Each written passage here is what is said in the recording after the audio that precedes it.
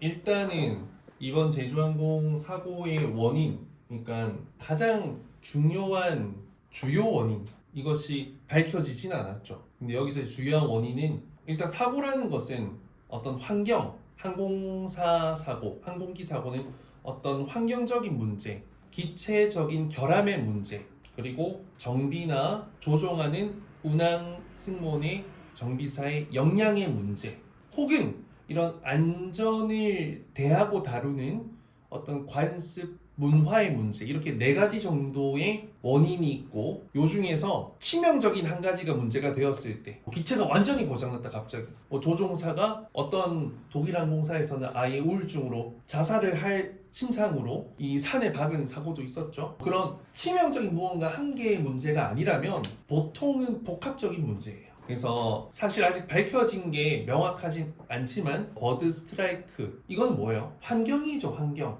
그러니까 이건 자연 환경. 우리나라가 세계에서 어떤 철새 도래이 왔다 갔다 하는 게 가장 많은 나라 중에 한 곳이고, 또 그런 버드 스트라이크만으로 사고가 나진 않아요. 왜냐하면 버드 스트라이크는 흔한 사고이니. 그러면 또 환경적인 문제가 뭐 있었어요? 이제 무한공항의 로컬라이저, 콘크리트 둔벽, 그게 존재하는 것만으로 사고가 나진 않죠. 일단은 기본적으로 환경의 문제가 좀 컸어요. 이런 새가 들어가 버리는 버드 스트라이크 상황에서 어쩔 수 없이 기장에 정말 좋은 역량으로 동체 착륙을 했지만 또 앞에 있는 그런 둔덕 때문에 사고가 엄청 크게 나버렸죠. 근데 이제 기체적인 결함도 있었을 수도 있잖아요. 저희는 잘 모르니까. 이거는 이제 뭐 조사가 밝혀져 봐야 알겠지만, 뭐 정치적인 문제도 개입되어 있고, 본인의 어떤 책임을 필요하기 위해서, 이게 참 외부의 이런 것 때문에 어떻게 될지 모르겠지만 어찌되었던 활주로가 더 길었어도 좋았을 것이었고, 뭔가 플랩이나 이런 랜딩 기어 이런 것들이 만약에 내려오는 상황이었다라고 한다면 또 사고도 예방됐을 거고,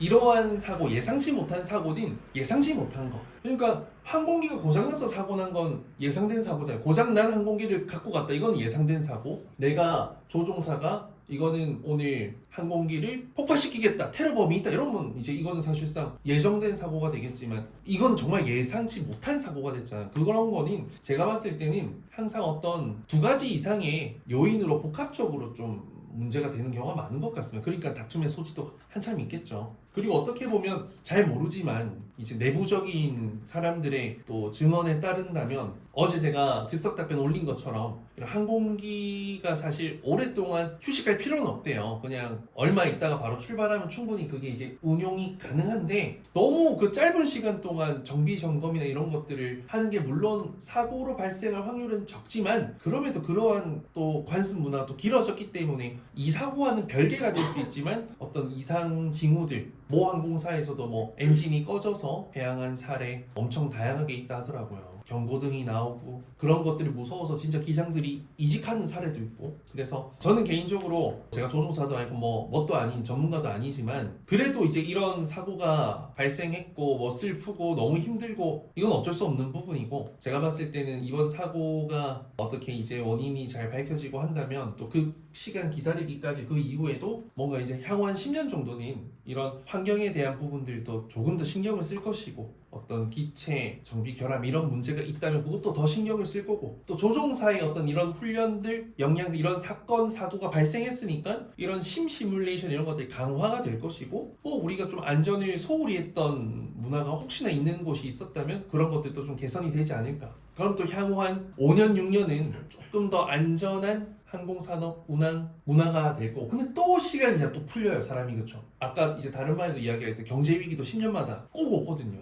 꼭 10년마다 와요. 95년도에 IMF 터지고, 또 2000년도 초반에 리먼 브라더스. 이게 근데 다 좀 다른 문제들이잖아요. IMF를 겪었기 때문에 제2의 IMF는 잘 안 와요. 근데 다른 걸로 또 오거든요. 그러니까 참 그런 것 같아요. 그냥 10년이라는 주기가 참. 근데 어쨌든 지금 근무 열심히 하고 계신 또 너무 대단한 분들고, 여러분들 입사하게 되었을 때는 좀 더 안전한 환경에서 그래서 조금 더 근무하지 않을까라는 생각에, 애도하고 슬픈 것은 그렇지만 그 별개로 또 조금 더 이런 안전한 항공사를 기대해 볼 수 있겠다. 그렇다고 막 항공기가 막 엄청 위험한 교통수단은 전혀 아닙니다.